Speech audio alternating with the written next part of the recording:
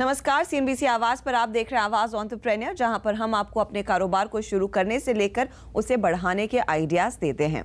भारत में mobile phone और खासकर स्मार्टफोन्स के बढ़ते चलन से एंटरप्रेन्योर्स को नए कस्टमर्स और मार्केट्स तक पहुंचने का एक बड़ा मौका मिला है। मोबाइल एप्लीकेशंस के जरिए फोन पर ही शॉपिंग, मूवी या फिर फ्लाइट्स की टिकट बुक करना अब एकदम आसान हो गया है। लेकिन एक बिजनेस जो काफी पैसे बटोर रहा है वो है मोबाइल वॉलेट्स का। आज हम आपको मिलवाते हैं पेमेंट सोल्यूशन प्रोवाइडर ऑक्सीजन से, जिसने सबसे पहले 2008 में इस कारोबार की नींव रखी। Chemical engineer Pramod Saxena telecom industry में करीब 33 साल काम कर चुके हैं। DCM group, SR group, Motorola जैसी कंपनियों के अनुभव से प्रवीण को इस क्षेत्र में महारत हासिल है। साउथ अफ्रीका के विजिट ने प्रमोद को पेमेंट सोल्यूशन बिजनेस का आइडिया दिया। बहुत छोटी छोटी सर्विसेज एक एग्रीगेट करके पेमेंट के लिए रिटेल, मॉडर्न रिटेल चैनल पे वो लोग ऑफ़र करते थे। तो देख के मुझे लगा कि हिंदुस्तान में जहाँ मोबाइल बिज़नेस इतना तेज़ी से बढ़ रहा है और सर्विसेज बिल्कुल अर्ली स्टेजेस में हैं, एक अच्छा आइडिया होगा अगर हम सारी सर्विसेज को एग्रीगेट करके और पेमेंट उसको एक सिंगल पॉइंट पे टेक्नोलॉजिकली ड्रिवन एनवायरनमेंट में क्रिएट कर सकें। सो ये एक आइडिया माइंड में आया और हमने शुरू किया। 2004 में telecom services, mobile payment, prepaid जैसी सर्विसेज से कारोबार की शुरुआत हुई। धीरे धीरे कंपनी ने direct to home, satellite, TV service, bill payment, travel service को शामिल किया। अब कंपनी के पास कई सारी पेमेंट सोल्यूशन सर्विसेज का एक बड़ा प्लेटफॉर्म बन चुका है। तो एक तरह से हमने एक एनवायरनमेंट इकोसिस्टम क्रिएट किया जहां बहुत सारी सर्विसेज एक प्लेटफॉर्म पे अवेलेबल हैं और वो एक रिटेल से कनेक्ट करके लोगों को पेमेंट के लिए कन्वीनियंट मीडियम प्रोवाइड कर दिया। जहां घर के पास हो या ऑफिस में कहीं मार्केट में ईज़िली कोई आदमी जाकर वहां अपना पेमेंट कर सकते हैं। आप मोबाइल पेमेंट में मौजूद पोटेंशियल को देख कंपनी ने अपने प्रोडक्ट डेवलपमेंट पर लगातार जोर दिया और इस इनोवेशन से कंपनी ने 2008 में ई वॉलेट कॉन्सेप्ट लॉन्च किया। लेकिन ऑक्सीजन का ये इनोवेशन समय से काफी पहले था। स्मार्टफोन की कमी और कमजोर जीपीआरएस कनेक्शन के माहौल में ई वॉलेट को ग्राहकों तक पहुँचाना सबसे बड़ा चैलेंज रहा। उस समय कंज्यूमर अवेयरनेस बहुत लिमिटेड थी और जैसा मैंने कहा कि ये डिजिटल सर्विसेज भी ज़्यादा नहीं थी, जीपीआरएस भी बहुत महंगा था, तो वॉलेट अपटेक में काफ़ी डिफ़िकल्टी थी। लेकिन फिर भी हमने उस समय ऑन वेबसाइट्स पे और वैसे भी वॉलेट के थ्रू काफ़ी अट्रैक्शन गेन किया था इसमें। और इंसिडेंटली उस समय में माइक्रोसॉफ्ट कॉरपोरेशन ने भी हमारे साथ इन्वेस्टमेंट किया था 2008 में, और माइक्रोसॉफ्ट ने इस वॉलेट की अपॉर्चुनिटी को बहुत अच्छी तरह से समझा था और उन्होंने पहली बार एक किसी भी कंपनी के साथ में को ब्रांडिंग किया। हमारा वॉलेट उस समय powered by Windows live Microsoft लोगों के साथ मार्केट किया हमने। कंपनी एक और जहां टेलीकॉम कनेक्टिविटी इश्यूज से जूझ रही थी, वहीं आरबीआई के भी रेगुलेशंस ई वॉलेट सर्विस के लिए तैयार नहीं थे, जिस वजह से कंपनी अपने बिजनेस को एग्रेसिवली बढ़ा नहीं पाई। 2 साल बाद 2010 में रेगुलेशंस बने और प्रीपेड इंस्ट्रूमेंट लाइसेंस मिलने के बाद ई वॉलेट की रीच ग्राहकों तक पहुंचाने पर जोरों से काम शुरू हुआ।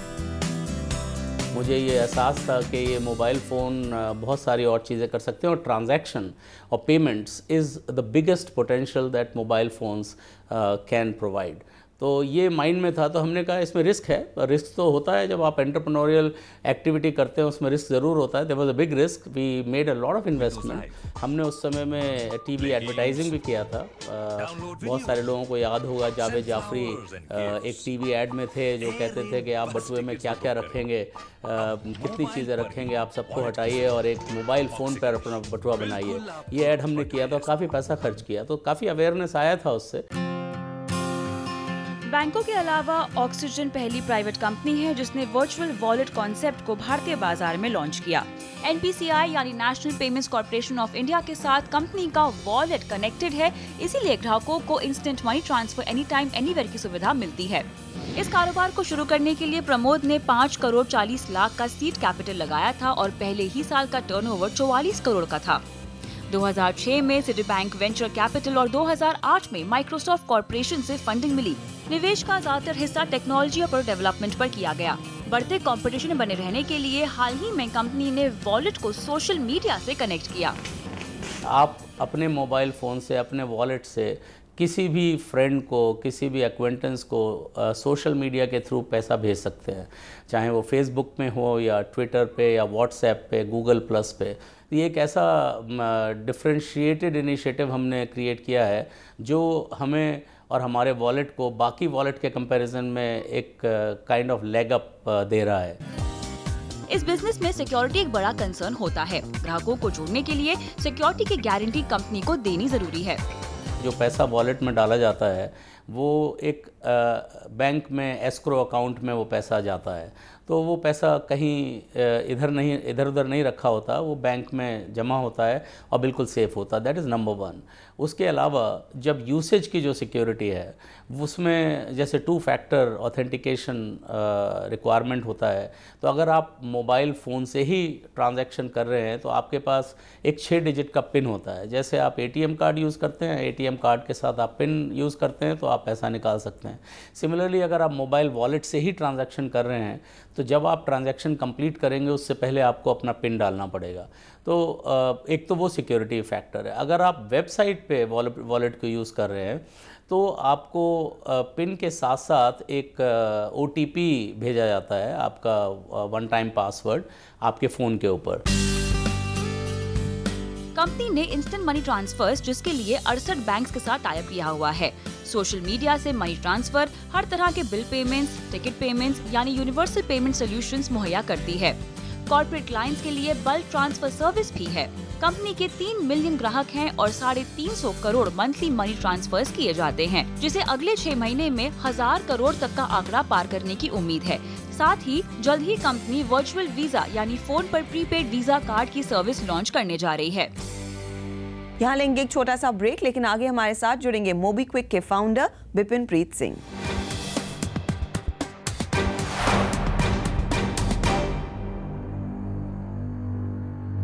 मोबाइल पेमेंट का कारोबार दिनों दिन भारत में बढ़ता जा रहा है। जहां एक और कंपनियां नए ग्राहकों तक पहुंचने के लिए नए तौर तरीके अपना रही हैं, वहीं पेमेंट्स में भी काफी बदलाव आए हैं। कितना बड़ा है ये बाजार और क्या है इस स्पेस के चैलेंजेस, इस पर बात करने के लिए मेरे साथ जुड़ रहे हैं मोबीक्विक के फाउंडर बिपिन प्रीत सिंह। बिपिन, स्वागत है आपका। एक बहुत बड़ा मार्केट है, हम देख रहे हैं हर कोई आजकल अपने मोबाइल फ़ोन के ज़रिए शॉपिंग में लगा हुआ है या फिर दूसरी सेवाओं के लिए पेमेंट्स कर रहा है। मोबीक्विक इसी स्पेस में काम करती है। कितना बड़ा मार्केट आपने जज किया है इसे? मोबीक्विक एक ऐसी सर्विस है जो मोबाइल के द्वारा पेमेंट करने में लोगों को सहायता करती है। हमारी 80 लाख से ज़्यादा लोग हमारी सर्विस यूज़ करते हैं मोबाइल्स पे। ये मार्केट इस तरह से उभर रही है कि क्योंकि भारत में सब लोगों के पास स्मार्टफोन आ रहे हैं और वो उस स्मार्टफोन की कैपेबिलिटीज़ को यूज़ करना चाहते हैं पेमेंट करने के लिए। क्योंकि हमारे देश में सब लोगों के पास कंप्यूटर नहीं है, इसलिए जो स्मार्टफोन है वही पहला कंप्यूटिंग डिवाइस है। तो इस तौर से हम जो देख रहे हैं इस देश में जो पेमेंट्स का भविष्य है वो मोबाइल पेमेंट्स ही है। तो इस हिसाब से अगर देखा जाए तो ये मार्केट बहुत बड़ी है और अभी हमने अगर 80 लाख कस्टमर हमारी सर्विस यूज़ करते हैं तो ये उसका 1 या 2% से ज़्यादा नहीं है। ओके विपिन, नॉर्मली अगर आप देखें मोबाइल के ज़रिए पेमेंट्स करना काफ़ी टेक्निकल साउंड करता है। आई एम श्योर यहाँ पर काफ़ी कोडिंग जाती है, काफ़ी सिक्योरिटी की भी आपको ध्यान रखने पड़ते हैं। क्या वाकई में बहुत डिफिकल्ट बिजनेस है एंटर करने के लिए? एक्चुअली इसमें पेमेंट्स जो है हमारे देश में वो एक रेगुलेटेड बिजनेस है। इसका मतलब है कि जैसे मोबीक्विक एक मोबाइल वॉलेट की सर्विस प्रोवाइड करता है तो हमें इसके लिए रिजर्व बैंक ऑफ इंडिया से एक लाइसेंस लेना पड़ा और हम उसके तहत लोगों को सर्विस प्रोवाइड करते हैं। तो इस हिसाब से देखा जाए तो एक्चुअली मोबाइल पे अगर आप अपने क्रेडिट कार्ड या अपने डेबिट कार्ड या अपनी इंटरनेट बैंकिंग से अगर मोबाइल पे करना चाहते हैं तो वो वाकई एक एक्चुअली पेनफुल एक्सपीरियंस है। इस मोबाइल से पेमेंट करने के लिए आपको काफ़ी सारे स्टेप्स करके जाना पड़ता है और कई बार एक्चुअली 40%, कम से कम 40% पेमेंट्स लोगों की फेल होती हैं, ये हमने देखा है। तो इसीलिए हमने एक मोबाइल वॉलेट की सर्विस चालू की है। इससे पे करने का तरीका बहुत आसान है। आपको सिर्फ अपना मोबाइल नंबर डालना है जिससे आपने रजिस्टर किया है और आपको इसमें अपना एक पासवर्ड डालना है, जो कि काफ़ी एक इजी एक्सपीरियंस है अगर आप इसको बैंक से पेमेंट करने के एक्सपीरियंस से कंपेयर करें। ओके, ये आप यूजर के तौर पर कह रहे हैं, लेकिन अगर इस बिजनेस में किसी को उतरना है, आप जैसी कंपनी जो मोबाइल वॉलेट सेवा प्रोवाइड कर रही है, कई दूसरे कॉम्पिटिटर्स भी हैं आपके लिए मार्केट में और कई नए प्लेयर्स भी आना चाहेंगे, तो उनको किन बातों का ख्याल रखना होगा? क्या ये एक मेजर इन्वेस्टमेंट प्लेड बिजनेस है, काफ़ी हैवी इन्वेस्टमेंट जाता है? ये जो हमारा बिजनेस है ये प्राइमरीली एक टेक्नोलॉजी बिजनेस है। इसमें हमने 5 साल से ज़्यादा टेक्नोलॉजी में इन्वेस्ट किया है। हमने एप्लीकेशंस बनाई हैं मोबाइल पे, एंड्रॉयड के लिए, आईफोन के लिए, विंडोज़ फ़ोन के लिए, और वेबसाइट भी है हमारी। इनको डेवलप करने में, हर एक प्लेटफॉर्म के लिए डेवलप करने में हमें काफ़ी समय और काफ़ी मेहनत और काफ़ी पैसा लगा है। तो आज की डेट में अगर कोई हमारे साथ इस फील्ड में compete करना चाहता है इसी तरह की एप्लीकेशन बनाने के लिए, तो उनको इतनी ही इन्वेस्टमेंट करनी पड़ेगी। तो इस हिसाब से ये एक एंट्री बैरियर है। दूसरा एक एंट्री बैरियर ये है कि हमारे ऑलरेडी 80 लाख से ज़्यादा कस्टमर हैं।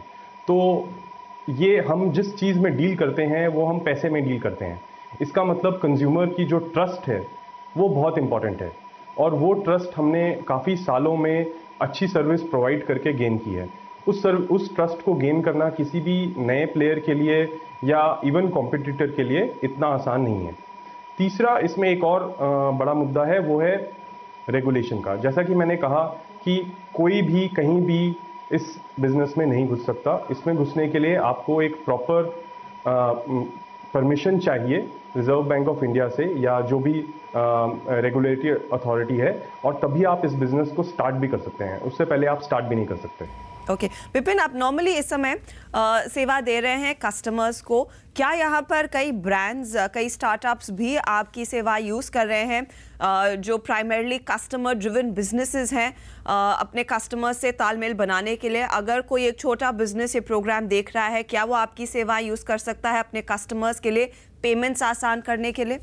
बिल्कुल। हमारी जो सर्विस है वो आपके बिजनेस के साइज पे मैटर नहीं करती। हमारा जो सबसे बड़ा वैल्यू है कि 80 लाख लोग हमारी सर्विस को यूज़ करते हैं एक्टिवली पेमेंट्स करने के लिए। इसका मतलब कोई भी स्टार्टअप हो, और हमारे साथ 500 से ज़्यादा स्टार्टअप या छोटे बिजनेस ऑलरेडी जुड़े हुए हैं जो कि इन 80 लाख कस्टमर्स के द्वारा पेमेंट रिसीव करते हैं। तो कोई भी अगर छोटा बिजनेस है या स्टार्टअप है, उनके लिए सबसे बड़ी जो इम्पॉर्टेंट चीज़ होती है कि नया कस्टमर लेके आना जो उनको पेमेंट कर सके। तो हम जब इन स्टार्टअप्स के साथ जुड़ते हैं तो इन स्टार्टअप्स को काफ़ी नए कस्टमर्स मिलते हैं, प्लस इनका जो एक्सपीरियंस है पेमेंट का वो काफ़ी इंप्रूव होता है। Okay, and I am sure इस बिजनेस में इनोवेशन इज द की, क्योंकि आपने जब कंपनी की शुरुआत की थी आप प्राइमरीली पेमेंट सोल्यूशन प्रोवाइडर थे, उसके बाद आपने मोबाइल वॉलेट के बारे में सोचा। यहाँ से आगे किस तरह के नए इनोवेशंस हम देखेंगे बिजनेस में आते हुए? ऑफ कोर्स ग्लोबल स्टैंडर्ड्स भी काफ़ी आगे बढ़ चुके हैं इस बिजनेस में। तो इसमें हमारी जो रीच है, हमारा जो बिज़नेस है, उसके दो फाउंडेशंस हैं। एक हैं कस्टमर्स जो हमारी सर्विस यूज़ करते हैं, और दूसरे हैं मर्चेंट्स। मर्चेंट्स वो बिजनेसेस हैं जो इन कस्टमर्स के द्वारा पेमेंट रिसीव करना चाहते हैं। तो ये हमारी जो सर्विस है वो आगे ऐसे बढ़ती है जब कस्टमर भी बढ़े और मर्चेंट भी बढ़े। जैसा कि आज की डेट में आप अगर मूवी टिकट बुक करना चाहते हैं तो बुक माई शो से मोबीक्विक वॉलेट के द्वारा पे कर सकते हैं। बट ये जो सब हम कर रहे हैं ये सब अभी प्राइमरीली ऑनलाइन है। अभी अगर आप शॉपिंग करने जाना चाहते हैं, जैसे किसी मॉल में जाना चाहते हैं, शॉपर स्टॉप में जाना चाहते हैं, तो वहाँ पे इस वॉलेट के द्वारा अभी आप पे नहीं कर सकते। तो ये एक बहुत बड़ी मार्केट है। जैसा कि आपको पता है कि इंडिया में अभी भी ऑनलाइन जो पेमेंट्स हैं वो काफ़ी छोटी हैं, 10% से भी कम है पूरे देश में जितनी भी पेमेंट्स होती हैं उससे। तो हमारा एक फ्यूचर स्टेप है कि आप इसी पैसे के थ्रू, इसी वॉलेट के थ्रू आप मैकडॉनल्ड्स में जाके पे कर सकें, आप शॉपर स्टॉप में जाके पे कर सकें, आप ज़ारा में जाके पे कर सकें, और आपका जो पेमेंट का एक्सपीरियंस है वो बहुत ही ईजी हो। अभी आपको जो एक्सपीरियंस होता है कि आप कार्ड निकालते हैं और लाइन में वेट करते हैं, कार्ड स्वाइप होता है, फिर आप पेमेंट करते हैं, ये जो नया एक्सपीरियंस हम बना रहे हैं ये इससे काफ़ी आसान होगा। ओके, तो जितनी ही अपॉर्चुनिटी आपने ऑनलाइन में देखी उससे कहीं ज़्यादा अपॉर्चुनिटी ऑफलाइन में है, और शायद वहीं पर इनोवेशंस और आगे आते हुए दिखाई देंगे। बहुत बहुत धन्यवाद विपिन हमारे लिए समय निकालने के लिए। Wish you all the very best आपके बिजनेस के लिए भी। इसी के साथ हम लेंगे एक छोटा सा ब्रेक, लेकिन आप बने रहिएगा CNBC आवाज के साथ।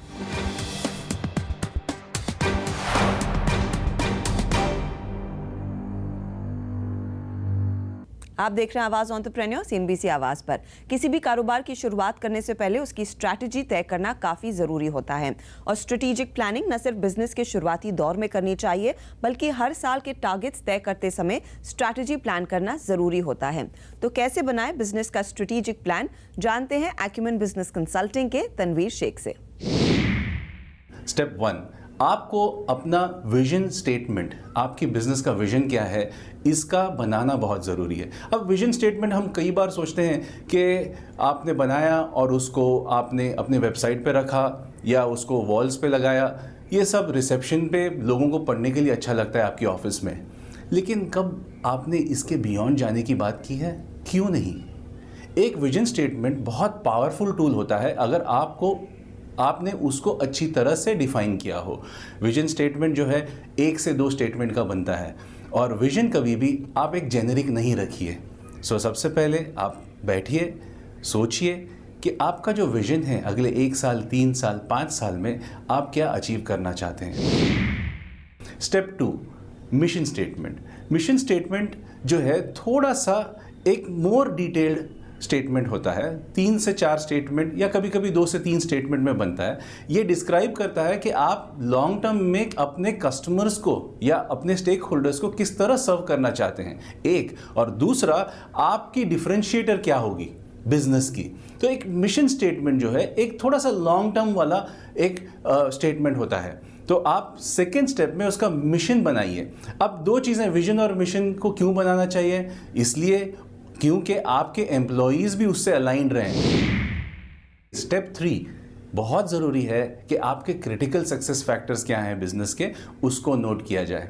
क्रिटिकल सक्सेस फैक्टर जो है ये ऐसी चीज़ें होती हैं जो अगर नहीं हो तो आप विजन और मिशन का अचीव करना बहुत ही मुश्किल हो जाएगा। तो क्रिटिकल सक्सेस फैक्टर एग्जाम्पल के तौर पे ये हो सकता है कि आप अपना फाइनेंस कब तक किस तरह से रेस कर पाओगे, ये हो सकता है किस टाइप के कस्टमर को कब तक कन्वर्ट कर पाएंगे, ये हो सकता है कि किस टाइप के एम्प्लॉयज़ आप सेलेक्ट करना चाहोगे कब तक, और ये भी हो सकता है कि आपकी मार्केटिंग में कोई ऐसी चीज़ करनी है जिसकी वजह से सारा सक्सेस डिपेंडेंट है। तो क्रिटिकल सक्सेस फैक्टर आपके लिए बहुत ज़रूरी है, इसका नोट करना। Step number 4, strategies to achieve. ये जो है आपको सारे जो विजन के हिसाब से जो स्ट्रैटेजीज बनानी है वो आपको फाइनलाइज करनी है। सबसे पहले फाइनेंशियल स्ट्रैटेजीज क्या होंगी आपके, उसके बाद मार्केटिंग स्ट्रैटेजीज क्या होंगी आपकी, उसके बाद आपके प्रोसेस रिलेटेड स्ट्रैटेजीज क्या होगी कि आपकी टीम में और आपकी कंपनी में किस तरह से आप प्रोसेसेस को डिफाइन करेंगे और उसको एग्जीक्यूट करेंगे, और आपकी HR रिलेटेड स्ट्रैटेजी क्या होगी। तो ये जो मोटा मोटी जो है ये 4 एरियाज में आपको अपने स्ट्रैटेजीज फिक्स करने हैं। स्टेप नंबर 5, प्रायोरिटीज़ डिफाइन करना बहुत ज़रूरी है। हर स्ट्रैटेजी की एक प्रायोरिटी होगी और कुछ स्ट्रैटेजीज़ की डिपेंडेंसी होगी एक प्रायोरिटी के हिसाब से दूसरी प्रायोरिटी। तो आप उसकी लिस्ट ज़रूर बनाइए, कौन अचीव करेगा ये स्ट्रैटेजी और उसकी एक्शन प्लान क्या है, और मोस्ट इम्पॉर्टेंटली उसके टाइमलाइंस क्या है। और आखिरी चीज़ जो 5 स्टेप के बाद आप करोगे, आपका रिव्यू मैकेनिज्म। स्ट्रैटेजी जो है सिर्फ बना के एक डॉक्यूमेंट में रखना ज़रूरी नहीं है, उसको रिव्यू कैसे करेंगे, और रिव्यू करते वक्त अगर आपने कोई चीज़ अचीव नहीं की है तो उसमें क्या स्ट्रेटेजिक चेंजेस आप करना चाहोगे वो आपको ध्यान रखना बहुत ज़रूरी है। इसलिए ये 5 स्टेप ज़रूर कीजिए, लेकिन 6ठा स्टेप जो मैंने अभी कहा, जो उसको रिव्यू करना, उस पर ज़रूर ध्यान दीजिए। तो ये हुआ आपका स्ट्रेटेजिक प्लानिंग प्रोसेस। उम्मीद है तनवीर की ये टिप्स आप जरूर फॉलो करेंगे, लेकिन नजर डाल लेते हैं आपसे इजाजत लेने से पहले स्टार्टअप वर्ल्ड की बड़ी खबरों पर। ई कॉमर्स में फैशन और लाइफस्टाइल सेगमेंट का पॉपुलर नाम मिंत्रा ने फैशन स्पेस में फैशन इंक्यूबेटर लॉन्च किया है। इसमें यंग एंटरप्रेन्योर्स और डिजाइनर्स को अपना कारोबार शुरू करने के लिए डिजाइनर इन रेसिडेंस प्रोग्राम तैयार किया है। इसके तहत मिंत्रा डिजाइनर्स को कैपिटल एक्सेस, सप्लाई चेन और डिस्ट्रीब्यूशन प्लेटफॉर्म्स देकर फैशन ब्रांड्स बनाने में मदद करेगा। हेल्थ एंड वेलनेस सेक्टर के online appointment booking platform Ziffy.com को ओरियोस वेंचर पार्टनर से 15 करोड़ की सीरीज ए फंडिंग मिली है। कंपनी इन पैसों का इस्तेमाल सर्विस प्रोवाइडर्स का नेटवर्क बढ़ाने के लिए, टेक्नोलॉजी इंटरफेस बेहतर करने के लिए, मार्केटिंग और ब्रांडिंग के लिए करेगी। फिलहाल कंपनी दिल्ली, बैंगलोर, हैदराबाद और मुंबई में ऑपरेशनल है और 1000 सैलून्स, 15,000 डॉक्टर्स और 5,000 डायग्नोस्टिक सेंटर्स में कंपनी का टाई अप है। ऑटो पोर्टल कारदेखो.com के promoter Girnar software private limited ने गाड़ी.com को एक्वायर किया है। कार देखो नई गाड़ियों के लिए एक एग्रीगेटर साइट है और गाड़ी.com की खासियत यूज्ड कार सेगमेंट में है। इस अधिग्रहण के बाद दोनों कंपनियां मंथली 15 मिलियन यूजर्स को एड्रेस करेंगी। इसी के साथ आवाज एंटरप्रेन्योर में इस हफ्ते इतना ही। अगले हफ्ते आपसे फिर मुलाकात होगी कुछ और नए इंटरेस्टिंग आइडियाज के साथ। Wish you all a happy and a great weekend. Take care.